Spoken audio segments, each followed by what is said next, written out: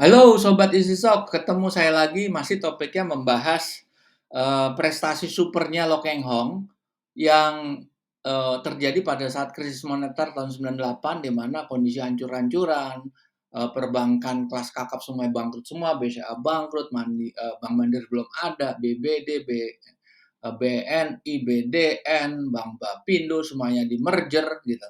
Dan banyak bank-bank kecil pada ditutup semua, didirikanlah namanya BPPN yang membail out semuanya untuk menstabilkan perekonomian ya atau kondisi moneter.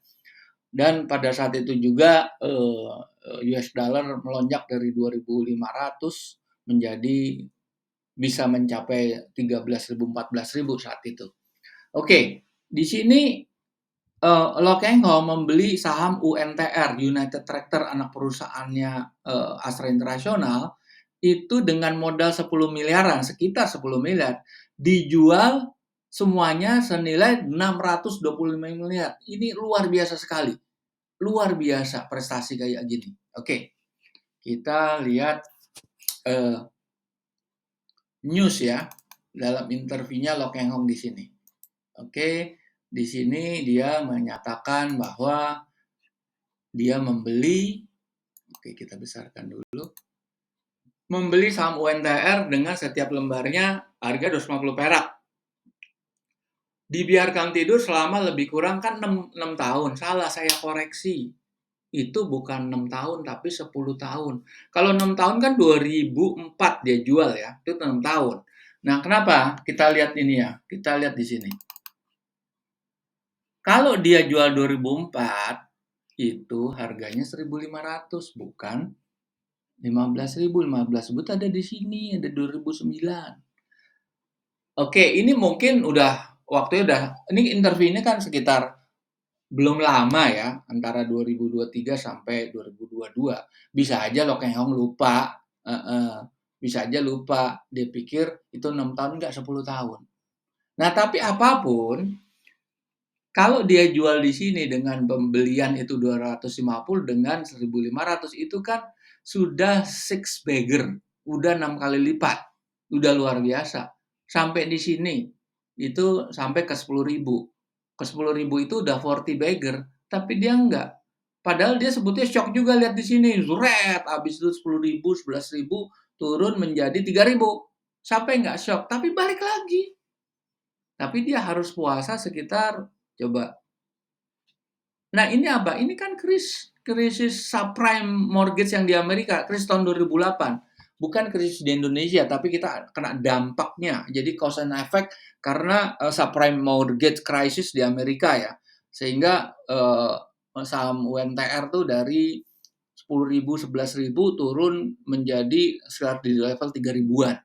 Luar biasa. Terus pick up lagi di pertengahan 2008. Luar biasanya dia nggak gimana caranya. Apa yang menjadi dasar dia tidak melakukan penjualan? Apa yang menjadi dasar? Tapi ada pertanyaan dia jual sini padahal bisa naik ke sini. Nanti kita harus bongkar laporan keuangan. Oke, kita lihat lagi. Oke, pada saat itu kita lihat ya. Nih kita lihat US dollar itu dari 2.500 hit sampai level di atas 12.000, 13.000 atau bahkan sampai ke 14.000 nih sebetulnya. Itu pada saat closing year aja sudah, closing year tahun 97 ya, berarti 31 Desember itu sudah 8.000, di sini nih 8.000 nih. Nah, habis itu hit langsung das di Januari, langsung ke 14.000. Turun lagi di bawah, wah fluktuasinya gila-gilaan di situ. Oke. Nah, kita lihat yang lebih parah di sini ada interest rate. Di situ yang bikin collapse semua nasabah, collapse, semuanya default, bunga KPR, KUR, apapun, corporate lending, kredit consumer, kredit korporasi, semuanya bangkrut semuanya, semua tidak bisa bayar karena kondisi yang parah sekali waktu itu. Kita ditangani oleh IMF. Nah, sekarang kita lihat di sini. Oke. Nah, disinilah Lo Keng Hong beli Kita lihat yang sebelah kiri dulu, beli di 250, terus dia hanya melihat laba usaha di situ.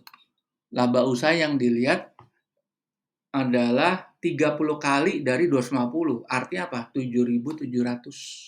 Sekitar 7.700. Dia berdasarkan itu dia beli, bukan price earning ratio, bukan price to book value. Oke, nah kita harus bongkar laporan keuangannya. Oke, ini laporan keuangan UNTR 96 sampai 98.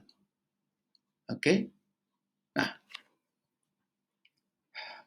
kita ke bawah dulu aja di profit and loss. Pendapatan naik terus dari 1,9 triliun naik 2,5 triliun, terus naik lagi ke 3,7 triliun.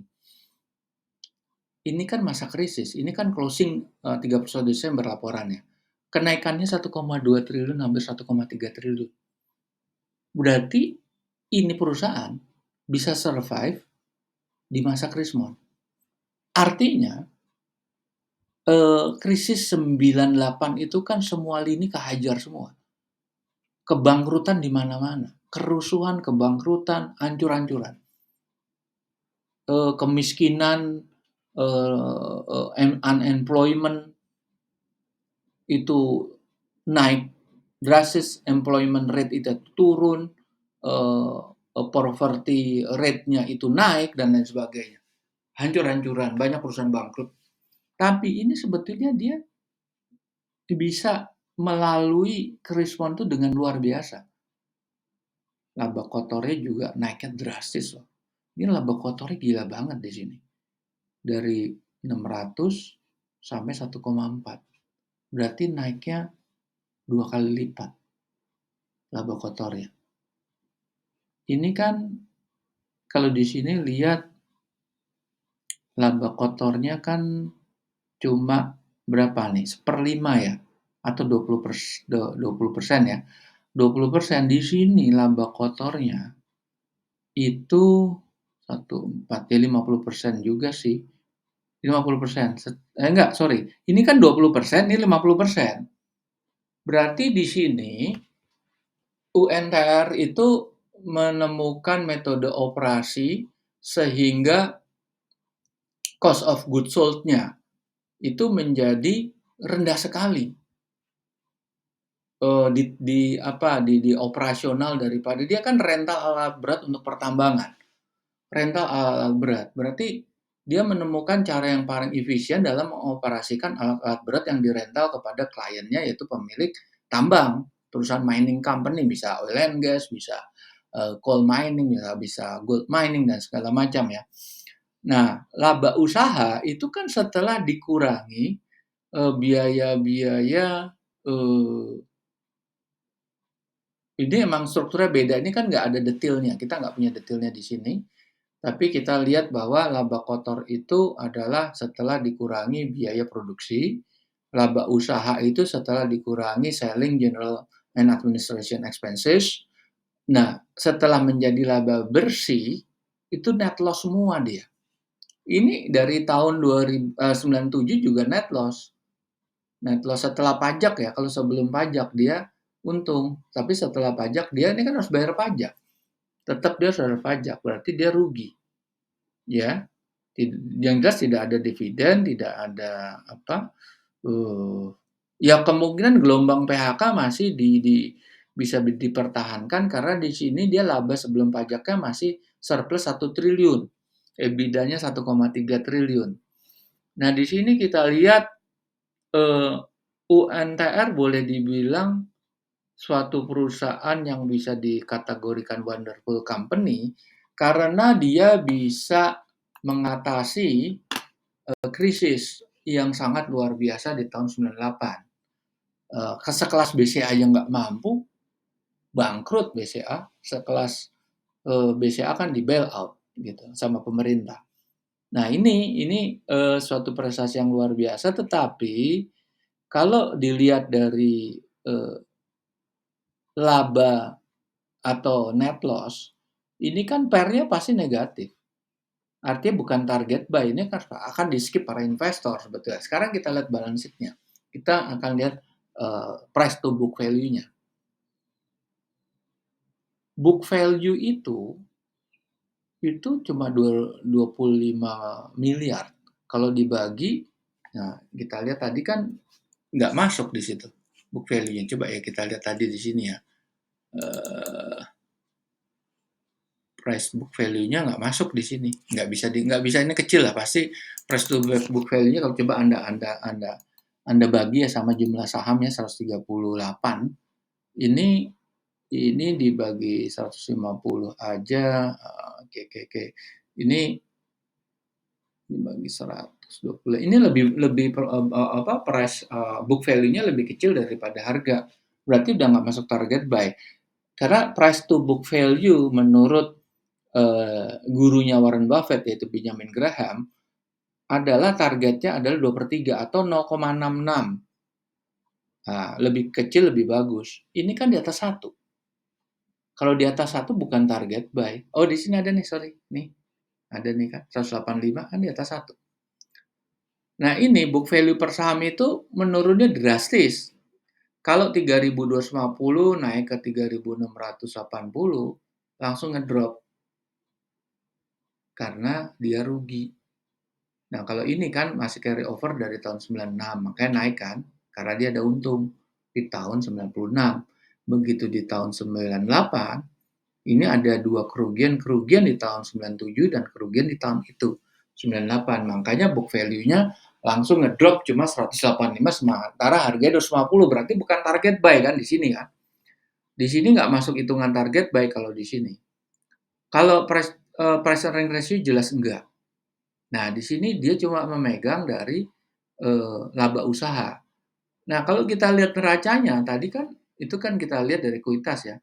Kita lihat modal kerjanya. Kita lihat utang jangka pendeknya 3,3 triliun. Tapi aktiva lancarnya 1,9. Berarti kan modal kerjanya defisit hampir 2 triliun.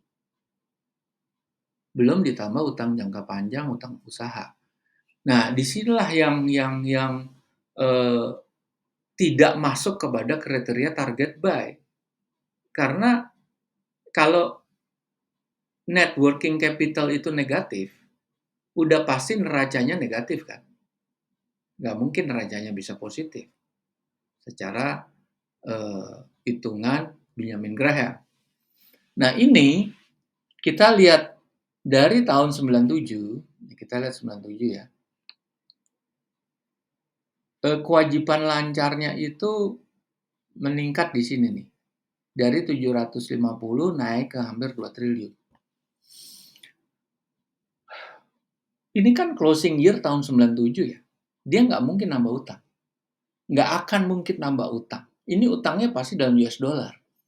2 triliun itu sebagian besar dalam US dollar, makanya dia bengkak langsung. Kan itu masih level 2.500 di sini. Kalau dia naik 4 kali, cocok dong. Itu kan 1,9 naik menjadi 4. Artinya 2 triliun kurang menjadi 4 ya. Naik 2 kali. 2.500 ke level, ini akan ada negosiasi tentunya dengan perbankan ya. Pakai kurs berapa? Kursnya itu kan naiknya melesat dari 2.500 ke 8.000. Kalau in average itu 8.000 sebetulnya, berarti naik 4 kali.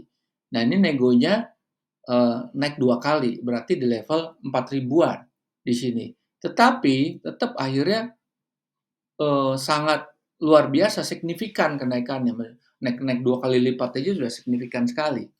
Makanya modal kerjanya negatif, gitu. Di sinilah dia itu United Tractor itu bukan karena mismanagement, tapi murni krisis. Karena pemerintah tidak sanggup mengendalikan nilai tukar, tidak sanggup mengelola ekonomi moneter dengan baik, makanya Presiden Soeharto harus turun karena dia anggap gagal total saat itu. Itulah masa reformasi. Oke, jadi sebetulnya ini bisa dikategorikan wonderful company. Oke.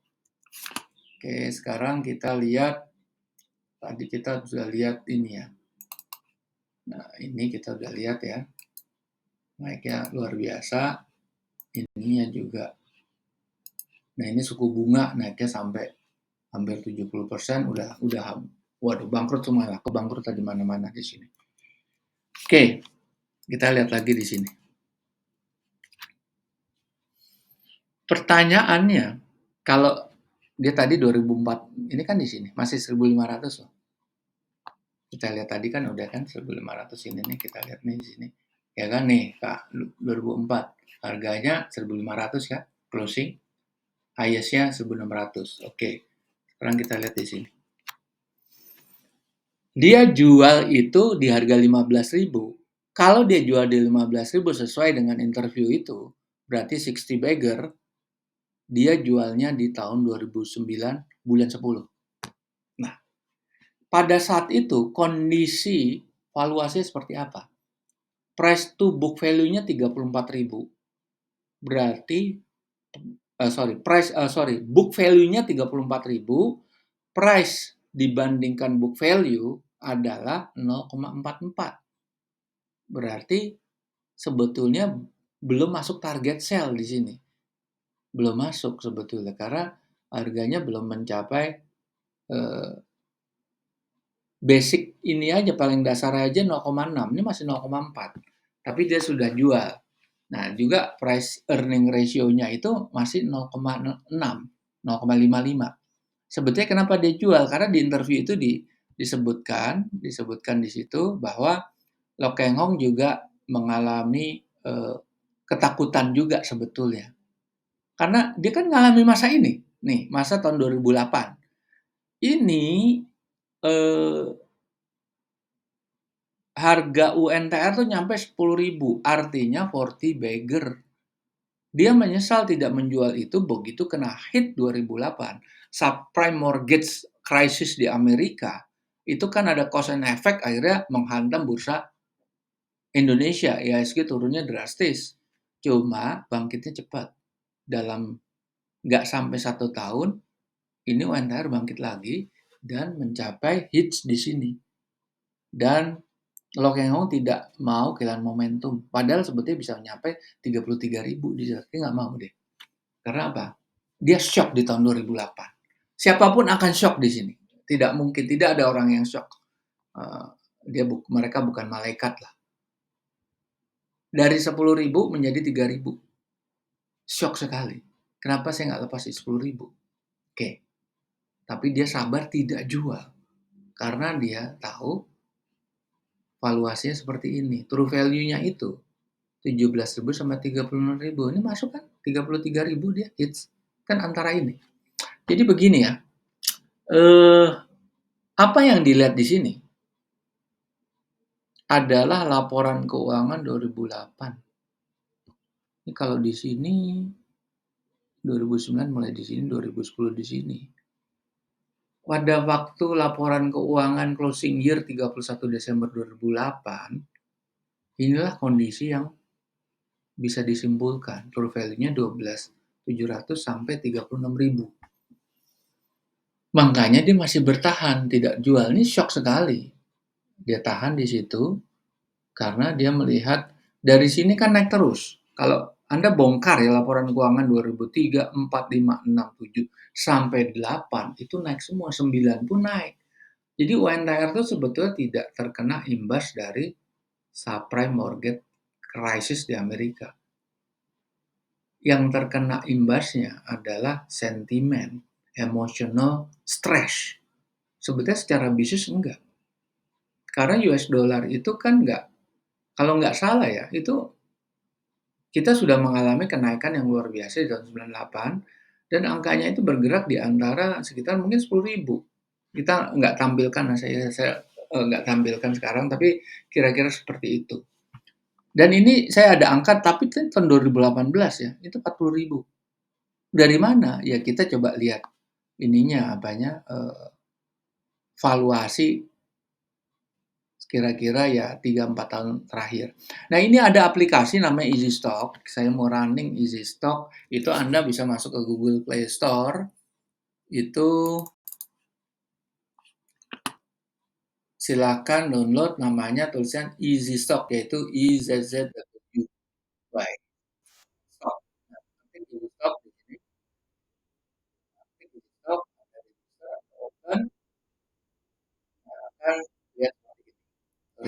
Di sini ada 4 bendera, tapi yang belum ada isinya cuma bendera Indonesia, dan ini ada 870 saham yang di bursa. Silakan Anda pilih, ini mumpung free of charge. Eh, kita ketik aja UNTR, ini saham ini apa aplikasi ini membandingkan harga pasarnya sekarang dengan nilai wajarnya. Nah, kita lihat. Di sini laporan keuangan terakhir ya, udah Q1. Kita lihat closing price-nya 23.275. Anda lihat nilai wajarnya berapa? 44.000 sampai 49.000. Nah, easy stock bisa lihat historisnya, tapi dalam per tahunnya, dalam bukan per bulan atau per 6 bulan, tapi tahunan. Oke, kita klik itu 30 Juni, itu nah tanggal itu, nah keluar ini, kita mundurkan sampai 2022. Berapa nilai wajarnya? Lebih tinggi loh, 58 sampai 64.000. Tapi harganya juga lebih tinggi, kan turun 26.000, turun ke 22.000 tadi. Kita lihat tahun 2021. Sedikit lebih rendah ya. Berarti puncaknya tahun 2022, tetapi 2033 kan belum full year. Kayak 2020 kita lihat. Nah, ini dari di sini kita bisa simpulkan tahun 2020 naik, 2001 naik, 2022 tambah naik lagi, menurun sedikit di Q1. Tapi turunnya kan nggak signifikan, tetap barangnya tetap barang murah, tetap under value. Oke, kita lihat detailnya. Di UNTR, kita buka panel berikutnya. Klik aja panelnya, kita masuk ke panel detailnya. Nah, di sini kita bisa lihat, oke. Kalau kita lihat di sini, net current asset 82 triliun. Utang jangka pendek 50 triliun, jangka panjangnya 9 triliun. Berarti sekitar 60 triliun ya. Di surplusnya berapa? Berarti ini debt free, ini saham ini, emiten ini UNTR debt free ada surplus 20 triliun. Free cash flow-nya sendiri 12 triliun. Free cash flow ya. Dia bayar dividen. Kalau kita lihat return on equity-nya 6,4. Itu kan kuartal ke-1, berarti kali 4, berarti sekitar 25-26, bagus. Marginnya 17%, luar biasa. Nah, debt to equity-nya di bawah 1, return on asset-nya, working capital-nya di atas 1. Nah, disinilah kita masih pakai growth rate yang rendah. Oke, di situ cara makainya. Nah, di sini sekarang pertanyaannya apakah kita bisa mengikuti polanya Lo Keng Hong? Kita ngelihat tahun ke depan. Apa yang terjadi? Ini kondisi tingkat inflasi for the rest of the world ya. Amerika sempat inflasi itu mencapai 8-9%, tapi bisa diturunkan. Amerika sebetulnya technically udah bangkrut karena utangnya melebihi dari tingkat GDP-nya. Tapi Amerika tidak akan pernah bangkrut sampai kapanpun selama US dollar sebagai mata uang dunia. Karena dia negara yang menang perang di Perang Dunia Kedua.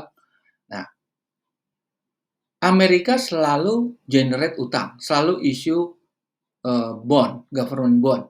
Yang beli siapa? China. Emang dia ngasih utang dalam yen? Ya enggak. China beli US dollar. Karena semua government bond itu denominatednya US dollar. Semua. Yang beli government bondnya Amerika itu US dollar, in US dollar. Nah, kalau UK, dia sudah keluar dari Brexit, sudah keluar dari Euro, dia naik, lihat, inflasinya hampir 12%. Berhasil diturunkan karena Rishi Sunak kan memang pakarnya finance ya. Dia berhasil menurunkan, tapi ini posisinya masih naik lagi. Ini kan masih di level hampir 9%. Dan di UK sudah mendeklar resesi tahun ini. Oke, Jerman. Kita lihat Jerman. Pernah mencapai 8,5%, 9% ya, 9%. Berhasil diturunkan sampai 6%, tapi naik lagi. Jepang juga naik dari berapa? Dari 2,5. Dari minus malahan. Naik terus, sekarang pernah hit di 4%. Australia juga sempat naik di 8%. Ini inflasi kan dia naikin suku bunga. Ini kan naikin suku bunga semua nih. Kalau naikin suku bunga, tetapi apa yang terjadi? Bursa sahamnya kan akan terjadi bearish. Nah, China aja nih enggak nih. China nggak pernah naik. Dia cukup stabil aja gitu. Oke. Sekarang kita lihat government bond. Kenapa kita lihat government bond? Government bond adalah ukuran dari global investor untuk masuk ke dalam suatu negara. Jadi situ komponennya ada tingkat suku bunga, interest rate, ada eh, balance of payment, ada inflation, ada kurs, nilai tukar, dan macam-macam di situ. Kalau naik, ini artinya pasar modal akan tergerus. Artinya investor pasar modal akan masuk dari pasar modal ke pasar uang. Ini akan terjadi. Makanya bearish semua. Coba Anda perhatikan bearish kan. Nah, kalau ini berlangsung terus, inflasi juga tetap nggak bisa redam. Kalau dia nyetak menaikkan suku bunga terus, ini akan naik terus kan, otomatis. Artinya sektor private, sektor swasta, sektor pasar modal akan terhantam di situ. Itulah resesi. Nah, makanya di sini pelajaran ini mudah-mudahan bisa kita jadikan acuan. Andaikan kita kan harus siap payung sebelum hujan. Andaikan ini terjadi. Oke? Sekian dulu. Mudah-mudahan kita bisa menghadapi masa depan dengan lebih baik meskipun kondisinya bisa aja resesi di tahun depan. Oke, kita jumpa lagi di lain kesempatan.